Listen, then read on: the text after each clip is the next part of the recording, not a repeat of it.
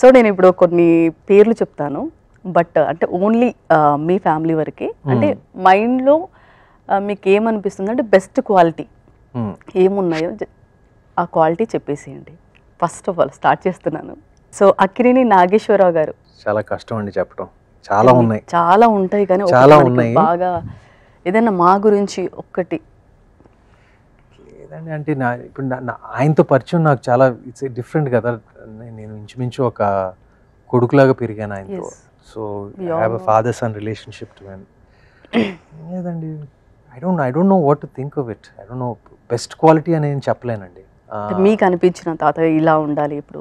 Probably simplicity. Yeah, very simple. Like ఎంత successful అయినా, ఎంత ఖర్చు పెట్టినా, ఎంత డబ్బు సంపాదించినా, he was always very simple. అది మాత్రం ఎప్పుడు మర్చిపోలేదు ఆయన. ఓకే, నేను అదే అడిగాను. సో నాగార్జున గారు. I have to think about it some more.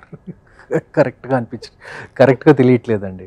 Probably variety, అంటే ప్రొఫెషనల్గా చాలా ఆయన తను చేసిన వెరైటీ ఆఫ్ రోల్స్ ఇంకెవరు చేయలేదు. అంటే ఆయన కంటెంపరీస్లో చూసుకుంటే లైక్ దట్ వేరియేషన్, అంటే అది ఆ వేరియేషన్ అనేది తాతగారి టైంతో అది కొంచెం తగ్గిపోయిందండి. దాని తర్వాత ఇప్పుడు 80s 90s వచ్చాక లైక్ సినిమాలో ఒక ఫార్ములా టైప్కి వచ్చేసింది.